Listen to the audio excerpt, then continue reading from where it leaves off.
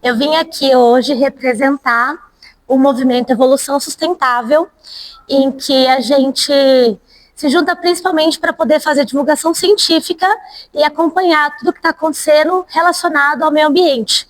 Então, tem como a gente evoluir de forma sustentável, né? Então, como estamos na Semana da Matemática, eu sou a representante da matemática do movimento. A gente tem um químico, tem um físico, cada um vai palestrar também nas suas respectivas semanas. Então, para trazer uma abordagem mais matemática, a gente vai fazer uma análise estatística justamente das emissões do gases do efeito estufa, mais focado no Brasil, certo? Então, com algumas fontes de dados, principalmente do CEG.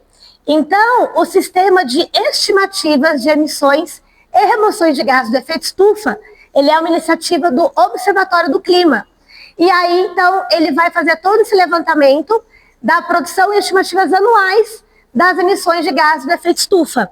Então, a gente tem principalmente o gás carbônico, o óxido nitroso e o metano.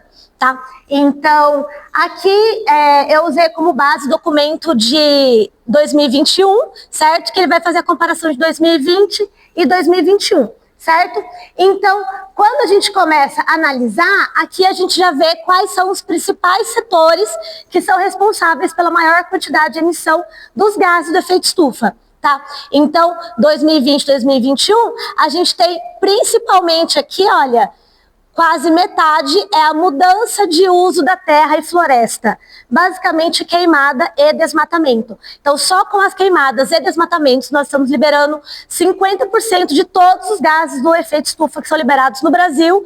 Essa quantidade é pelo desmatamento e queimadas, certo?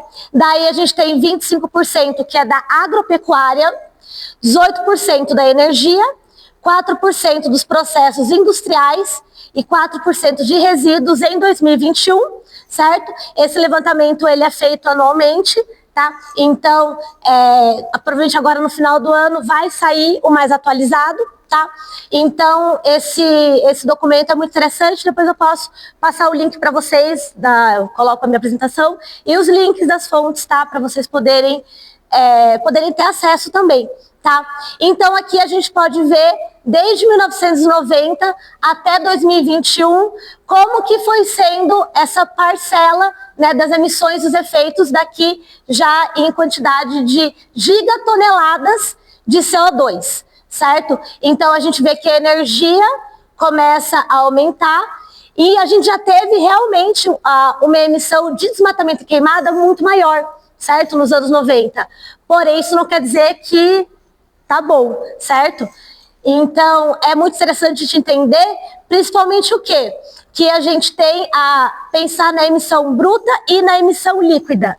Porque, querendo ou não, estamos no Brasil, nós temos a nossa floresta amazônica, né? Então, quando a gente pensa no líquido, o que está acontecendo? A gente está emitindo, mas também a gente está absorvendo, certo? Então, principalmente as florestas, a floresta amazônica, ela é responsável por absorver, tá? Então, pensar o bruto per capita em 2021 seria 11,1 toneladas de gases do efeito estufa por pessoa, né? Dividindo igualmente, né? Então, o Brasil é um país muito grande, tem muitas pessoas, tá? E se a gente for pegar na emissão líquida, então, considerando a remoção, né, a reabsorção, ainda seriam 8 toneladas per capita no ano de 2021 no Brasil da emissão total.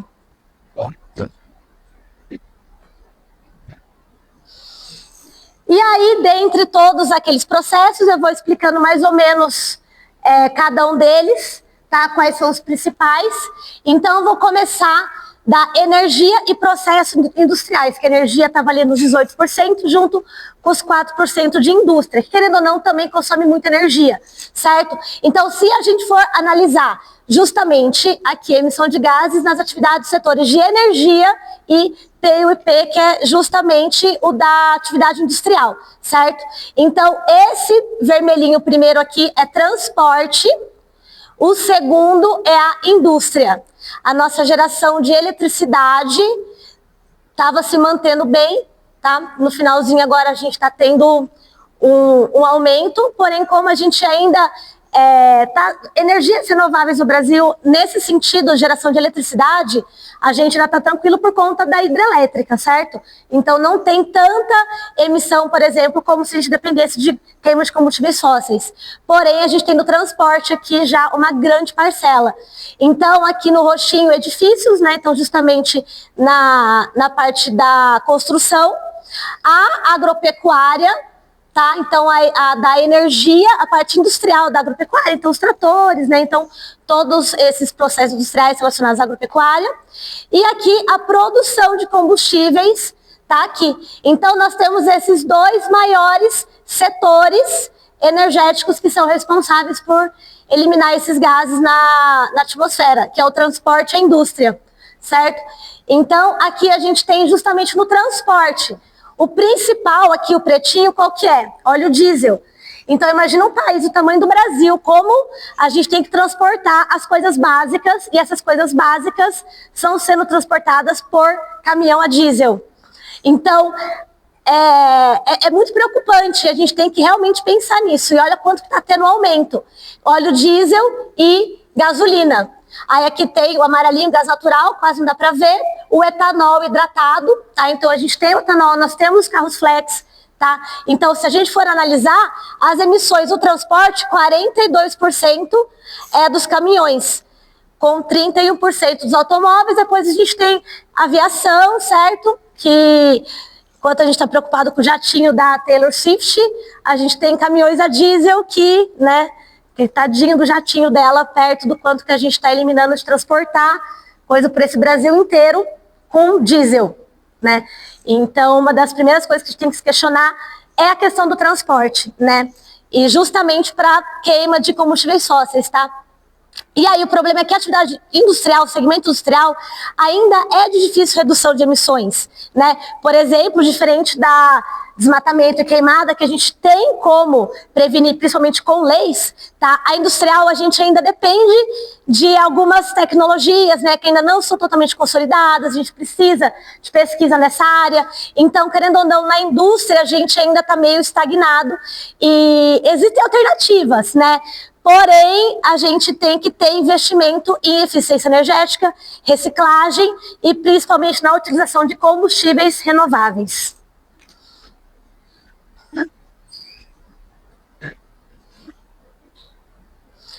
E aí, aqueles 4% dos resíduos, né? Então, enquanto a gente acha que justamente separar as garrafinhas, separar o nosso lixo vai fazer, nossa, uma grande diferença, é claro que é muito importante cada um fazer a sua parte, porém, o principal problema que a gente tem aqui, olha, na parte dos resíduos, 64,1% é a disposição final dos resíduos sólidos, então, basicamente, os aterros sanitários, certo? E todos os lixões, tá? Então, nesse caso, a gente tem a emissão do metano, que ele é muito, muito danoso, tá? Já vou explicar no próximo slide um pouco mais direto a questão do metano e do óxido nitroso, tá? Mas aqui é principalmente a liberação de metano, certo? Então, aqui também vai ter efluentes líquidos domésticos, né? Então, o esgoto.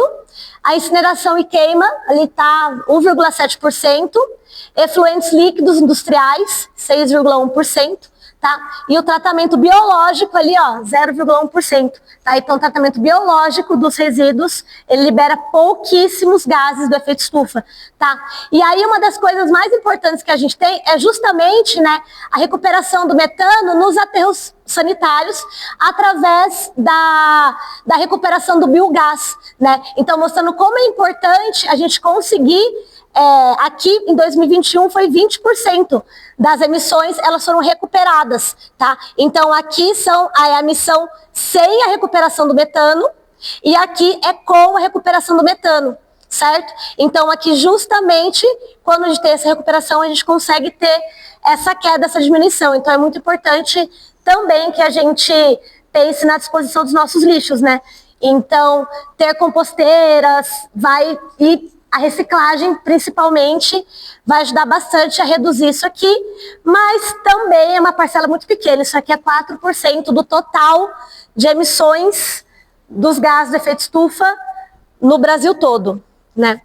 Então, vamos chegar agora nos principais vilões, os principais causadores de todas essas emissões, tá? Então, mudança do uso de terra e florestas. Então, aqui a gente pode ver ao longo de 1990 até 2021, tá? Então, aqui é o patamar zero. Então, o que está acontecendo? Ao mesmo tempo que a gente está tendo emissões, a gente está conseguindo ter remoção. Porém, essa remoção é por quê? Áreas protegidas, certo? Então, é justamente a floresta e as matas que não foram desmatadas que estão tentando bravamente compensar ali o desmatamento, tá? E a gente está vendo que a balança não está nem um pouco positiva, né? Então, a terra não está dando conta de fazer essa remoção, porque a gente precisa desse equilíbrio, né? De qualquer forma, o efeito estufa, ele é essencial para a vida no planeta Terra, tá? Porque senão aqui seria basicamente gelado, tá? Então, a gente precisa ter esse natural. E a própria Terra, ela já faz esse equilíbrio, tanto da emissão, da vida em si, e da própria reabsorção dela. Então, sim, nós estamos liberando muito mais do que o planeta Terra consegue suportar. Então, a gente que tem que conseguir dar um jeito de equilibrar essa balança. Tá? Então, justamente, esse sequestro de carbono que ajuda a balancear esse ciclo global, tá? Compensando parte dessas emissões oriundas das atividades humanas, tá? Porém, conforme a gente vai tendo a degradação desses ecossistemas naturais, como o desmatamento e o esgotamento dos solos agrícolas, reduz a capacidade de sequestro, tá? Então, acaba liberando mais carbono de volta para a atmosfera. Então, para a gente poder maximizar esse potencial de sequestro, para a gente conseguir pegar de volta esse gás carbônico para o ciclo dele, é essencial proteger e restaurar os ecossistemas naturais e promover práticas agrícolas sustentáveis, tá?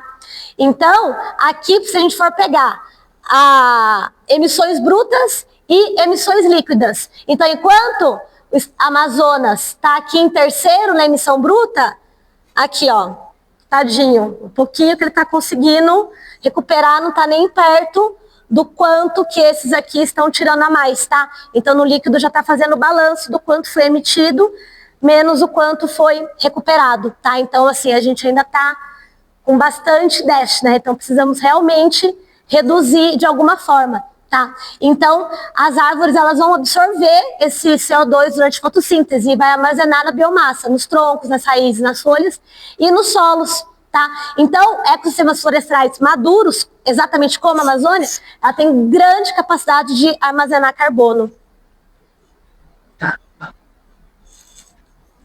Não? E aqui mostrando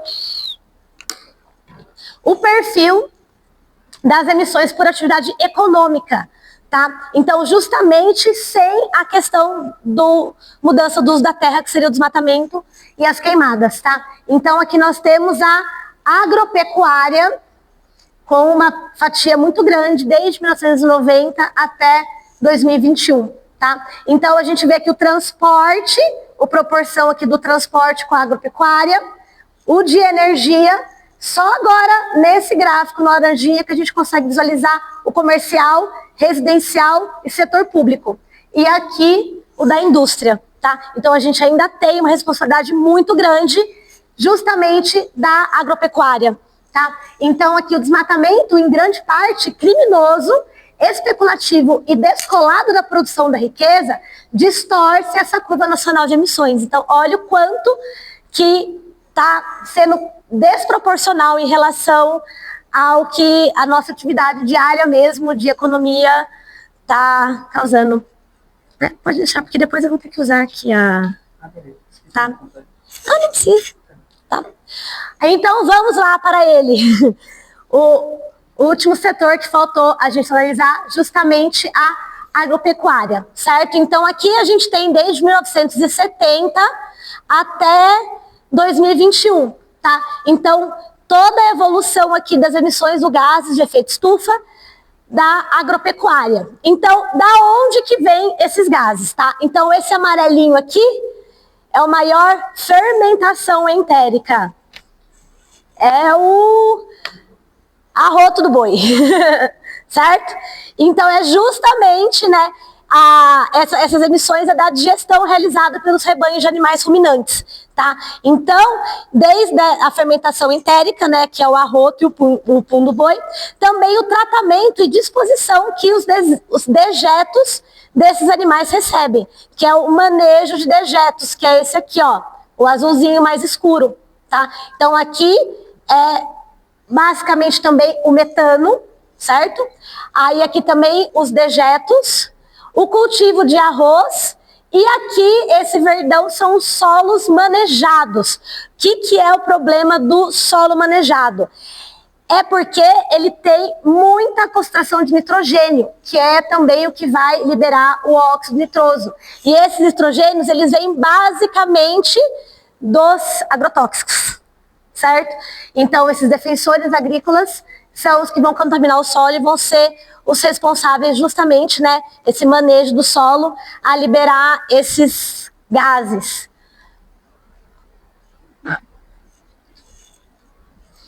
Então, falar um pouquinho desses dois gases, tá? Então, sem falar muito quimicamente, né, que é da matemática, né, vamos aos dados. Então, sobre o metano, ele tem o potencial de aquecimento global muito superior ao dióxido de carbono, tá? Então, mas é menos carbono que está eliminando, mas ele tem uma estrutura que ele absorve e reemite muito mais radiação e um espectro muito mais amplo, tá? Então, em 20 anos, o metano ele consegue aquecer o planeta 85 vezes mais que o gás carbônico. E em 100 anos, esse impacto cai ali para metade, 28 a 34 vezes. Porque o que acontece? O metano se degrada mais rapidamente, tá? Então, a vida útil dele é de 12 anos, enquanto do CO2 que fica aí por séculos. Então, isso faz com que ele tenha um impacto mais imediato, mais intenso e de curta duração, que é o que a gente precisa prevenir agora, que é o que está acontecendo. Muito rápido e muito imediato, tá? Então, a nossa principal emissão de metano, quem que é? A agricultura, certo? Agricultura e pecuária, que isso aqui está em inglês, né? É daquele site maravilhoso, Our World in Data. E aqui o óxido nitroso, tá? Então, a principal fonte antropogênica do óxido nitroso é a agricultura, principalmente o uso de fertilizantes nitrogenados, tá? Então, e a decomposição dos resíduos animais também gera o óxido nitroso, tá? Principalmente quando ele é feito em condições anaeróbicas ou em solos altamente fertilizados, tá? E aí, ó, o óxido nitroso tem potencial de aquecimento cerca de 273 vezes maior do que o gás carbônico, tá? Então não é porque a gente está liberando pouco que, então tá tranquilo. Na verdade, ele é muito danoso, certo? E aí o que acontece? Uma vez ele tem uma vida média de aproximadamente 114 anos, tá? Então se tornando um problema de longo prazo para o aquecimento global, tá? Então a gente tem um que é muito intenso e muito rápido o efeito, enquanto a gente tem um aqui que é extremamente longo e danoso, tá? E hoje a gente tem, né, a questão do buraco da camada de ozônio. Quando era criança a gente falava muito isso na escola, que é o CFC. O que aconteceu? Tiveram políticas que proibiram o uso do CFC. E aí, então, conseguiu ter, né, essa inversão do buraco da camada de ozônio. Então, hoje, o principal causador do problema do buraco da camada de ozônio é justamente o óxido nitroso, tá? Então, agora não é mais o CFC, ele é o vilão número 1. E quem que é aqui, ó, nossa produção desde 1990 até 2020, a nossa agricultura aqui, ó, liberando um monte de óxido nitroso.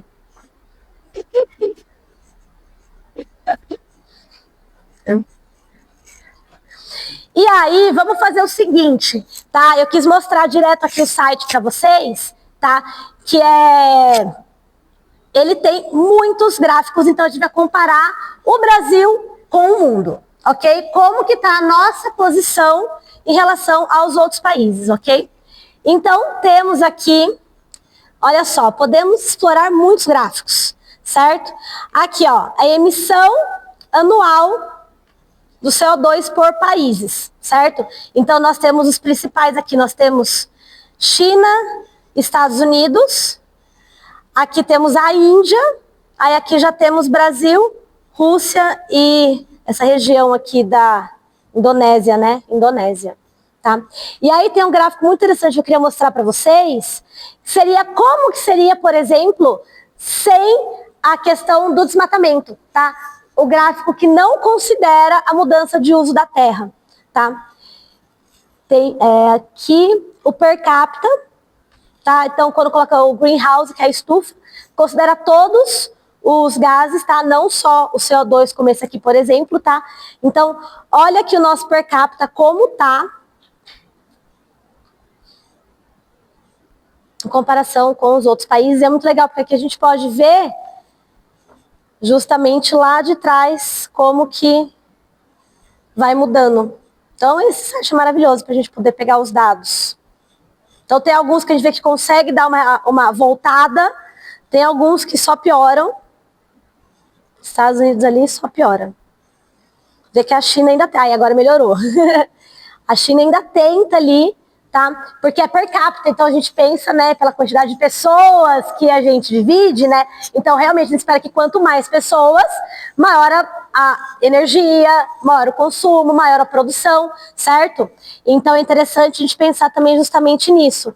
E aí, se a gente for comparar, por exemplo, ó, esse aqui é justamente as emissões da mudança de uso da terra. Olha onde que a gente está aqui. Certo? Então, assim, nós, Canadá, Indonésia, e aqui, quem que está aqui na África? Congo. Congo também está bem complicada a situação lá, quando a gente vê nos gráficos aqui, ele sempre está com as cores mais escuras. Tá? Então, a gente está aqui no top 1 da emissão anual de CO2 por conta do desmatamento e queimada. E aqui a gente pode, acho que, pior que ele não está na ordem, né? Ele poderia estar, mas a gente tem um aqui justamente, cadê?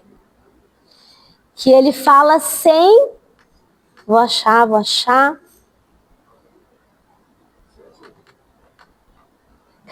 Aqui, ó. Esse aqui é o total e também tem o per capita, tá? Então, o quanto que a gente estaria produzindo se não fosse justamente o desmatamento, tá? Teria uma quantidade um tanto menor. Tá? Aqui, produção de alimentos. Tá? Então, aqui tem muitos gráficos que a gente pode comparar a posição do Brasil em relação ao mundo, porque enquanto a gente vê ele comparando do Brasil, tá?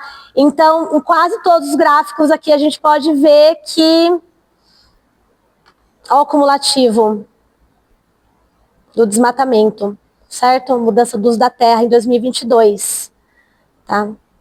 Então, tem o top 1, top 2, top 3. Então, conforme a gente vai passando os gráficos aqui, a gente pode perceber que o Brasil está sempre com uma corzinha bem preocupante. Olha aqui, ó, o Brasil. Tá? Aqui, cumulativo. Ali de incêndios, queimadas. Então, aqui a gente pode ter uma noção muito legal de como que o mundo está emitindo esses gases e qual que é o papel do Brasil justamente nesse aumento do aquecimento global, tá? Então, aqui, ó, quando a gente fala o jatinho da Taylor Swift, aqui, ó. Esse aqui é justamente da aviação, tá? Quem que tá no top 1? Estados Unidos.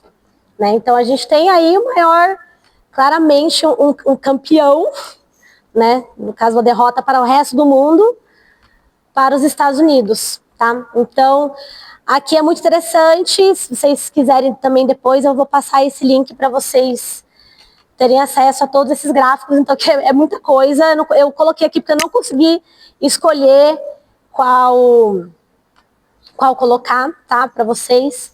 Então, acho que deu para ter uma noção bem legal de como que está a posição do Brasil em relação ao resto do mundo e a gente não está muito bem, tá? Então, aqui, vamos voltar para a nossa apresentação. Tá?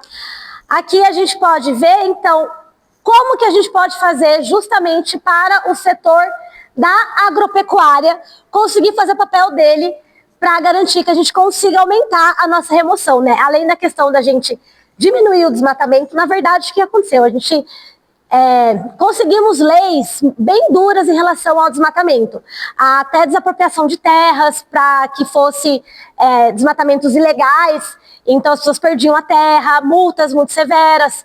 Então o que eles começaram a fazer? Queimada. Tá? Então por isso que esse ano teve um aumento muito grande da queimada, porque o desmatamento é mais fácil de rastrear, é mais lento o processo, né? Porque tem que sair cortando as árvores. E quando você está com fogo, rapidamente uma área muito grande acaba sendo consumida. E justamente é proposital a época do ano de maior seca para que o fogo consiga se espalhar mais rápido. Então a fiscalização é um pouco mais difícil, tá? Então a melhor forma que a gente tem de principalmente combater o desmatamento e a queimada ilegal é com leis mais severas, com multas e principalmente desapropriando terras. E quem sabe a gente consegue resolver aí o problema da reforma agrária com essas terras, né, que já foram destruídas de forma ilegal, então a gente pode voltar a utilizar elas, certo? Então o que acontece? Por mais que a gente fale, né, é agropecuária, querendo ou não, a gente tá conseguindo tirar muito mais do que emitir. Por incrível que pareça, porque, né, o agro é plantas, e plantas fazem a fotossíntese, né? Então, por mais que a gente tenha essas emissões, também conseguimos remover, tá? Então, aqui, de florestas plantadas, a gente conseguiu uma remoção de 7,1 milhões de toneladas, tá? Aqui, lavouras cultivadas sob sistema de plantio direto. Conseguimos remover aqui 67,5 milhões de toneladas. Tá? E essa aqui, pastagem bem manejada. Olha quanto que, se a gente fizer certinho a agricultura, a gente consegue também essa remoção, tá? É o sequestro do gás carbônico. Então, o que é o plantio direto, tá? Então, nesse sistema de plantação, a terra ela não é arada entre as colheitas, as sementes são plantadas sobre os restos da colheita anterior, tá? Então, isso consegue preservar o carbono no solo, tá? Então, ele não sai para a atmosfera, ele forma uma camada de matéria orgânica que protege contra erosão e melhora a retenção de água, tá? Logo, aumentando a capacidade do solo de armazenar esse carbono. Então, a gente também pode contar com esses sistemas integrados lavoura, pecuária e floresta. Então, sim, existem meios sustentáveis da gente conseguir transformar a agropecuária no Brasil, tá? Então, esse sistema aqui, ele combina as atividades agrícolas, pecuárias e florestais na mesma área. Melhora a fertilidade do solo, aumenta a absorção de CO2 com as árvores, né, por conta de estar no meio da floresta também, e por conta disso também reduz a necessidade de fertilizantes. Então, consequentemente, também reduz a quantidade de óxido nitroso que a gente vai estar eliminando, tá? Então, assim a gente consegue contribuir ainda mais para a retenção de carbono e conseguir sequestrar todo esse que está muito a mais, tá? E também tentar fazer a recuperação das pastagens que já foram degradadas, tá? Porque olha, a pastagem degradada é a nossa maior emissão aqui dos gases de efeito estufa, tá? Então a gente consegue fazer essa recuperação, tá? Então a gente pode fazer essa revitalização, pode fazer replantio de gramíneas, né? Manejo do pastoreio. Então, se organizar direitinho, nós, como principal produtor de alimento do mundo, né, um dos principais, que a nossa principal fonte do PIB e tudo mais é a agropecuária, a nossa exportação, então a gente tem que fazer isso com consciência, tá? Ficou um pouco clarinho ali, não deu muito certo a cor daquela tabela, mas tá explicado no texto ali embaixo, tá? E aí, por que a gente não consegue fazer isso? Porque, tá lindo, maravilhoso, me traz problemas, eu quero soluções, trouxe soluções. Mas aí, já tá aqui, os dados estão aí na internet para qualquer pessoa pegar, certo? Inclusive, todos esses documentos, eles são feitos por cientistas, por pesquisadores, justamente para mostrar para o governo quais seriam os dados e sugestões de práticas, tá? Então, se a gente analisar aqui, um gráfico mundial ali em 2021, tá? As bilhões de toneladas de CO2, justamente comparando queima de combustível fóssil e manuseio do solo. Brasil, estamos aqui, 4º lugar. Olha o quanto que é da queima de combustível fóssil. Olha o quanto que é em relação ao manuseio do solo, tá? Enquanto a gente tem ali Estados Unidos, China e Reino Unido, o Reino Unido é só queima de combustível fóssil. Japão, né? Eles são uma ilha pequena, não tem espaço para plantar, não tem floresta, não tem nada, tá? Então, aqui, olha qual que é o nosso papel. Sendo que a gente tem a floresta amazônica aqui, certo? Então, a gente não pode ficar dependendo só dela, tá? Até porque ela está diminuindo cada dia mais. Então, a gente está perdendo a quantidade de floresta que é responsável pelo sequestro dos gases do efeito estufa. Estamos destruindo ela, liberando mais gases e diminuindo quem faria essa remoção, tá? Então, assim, a gente tem que começar a tomar cuidado com isso. E aí, quando eu perguntei qual que é o motivo, certo? O que a gente tem aqui, ó? Bancada ruralista. De 513 membros da Câmara dos Deputados, 324 são ruralistas, são anti-ambientalismo, são aqueles que querem que fique do jeito que está. A gente tem um legislativo, que são eles que fazem as leis. E são essas pessoas que estão à frente do legislativo do nosso país. No Senado, de 81, 50, esses são declaradamente, certo? Somos a bancada ruralista, nós vamos passar a boiada, nós vamos sair matando o Brasil. Ele é, acho que, o primeiro ou o segundo do mundo em relação a assassinato de ambientalistas, de ativistas ambientais, tá? Então, é muito preocupante. Então, quando vocês me perguntarem qual que é o motivo da gente não estar fazendo o que a gente tem que fazer, é isso aqui, ó. E não é só a questão da bancada, tá? A gente tem nome, a gente tem foto. Se alguém tiver um Death Note, aproveita. Aqui nós temos justamente a fiscalização dessas pessoas que estão fazendo as leis ambientais do nosso país. São os que estão passando a boiada e os que estão barrando os ativistas ambientais. Então, aqui a gente pode colocar, então, aqui são todos o nosso legislativo, né, deputados, senadores. Aqui os que são candidatos. Aqui o termômetro é o quanto que ele, como eu falo que é o termômetro ruralômetro, né? Então, o termômetro dos ruralistas, os que querem continuar do jeito que está, para que eles continuem ganhando mais dinheiro e não estão nem um pouco se preocupando com os efeitos disso, tá? Então, se a gente olhar aqui, ó, todos os deputados, né? Então, temos aqui por partido da bancada ruralista. Olha quantos temos aqui. Os que são da bancada ruralista e donos de empresas rurais, tá? E ainda tem alguns que são donos que não são nem assumidamente bancada ruralista. Então, a gente ainda tem mais, tá? Então, ainda tem aqueles que são enrustidos, que estão ali. E aí a gente vê aqui, ó, financiados por infratores ambientais, tá? Então aqui também nós temos nome, nós temos valor, certo? De quanto que cada um está recebendo.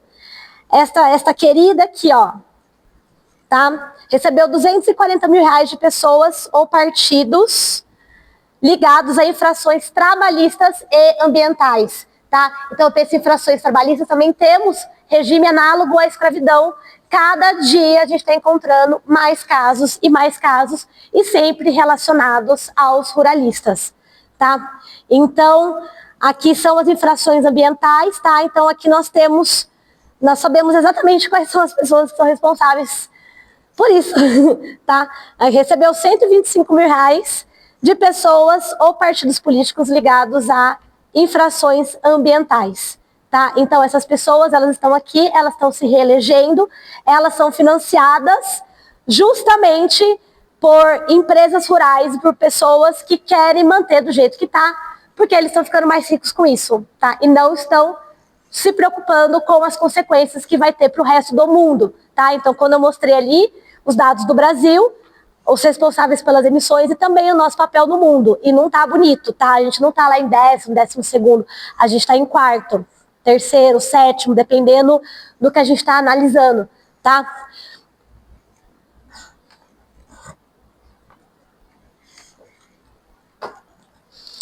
Então é isso, gente. Muito obrigada. pela oportunidade e pela atenção de vocês, tá? Então, aqui, se vocês quiserem pegar o QR Code da página do Instagram do Movimento da Evolução Sustentável, todas as quintas-feiras nós fazemos podcast, uma live no YouTube, sempre começa às 8 da noite, das 8 às 9, e cada semana a gente traz um especialista, na semana passada foi um rapaz, geógrafo, não, um biólogo, que faz parte do movimento dos agricultores. Então, ele foi estudado nos últimos dias da vida, então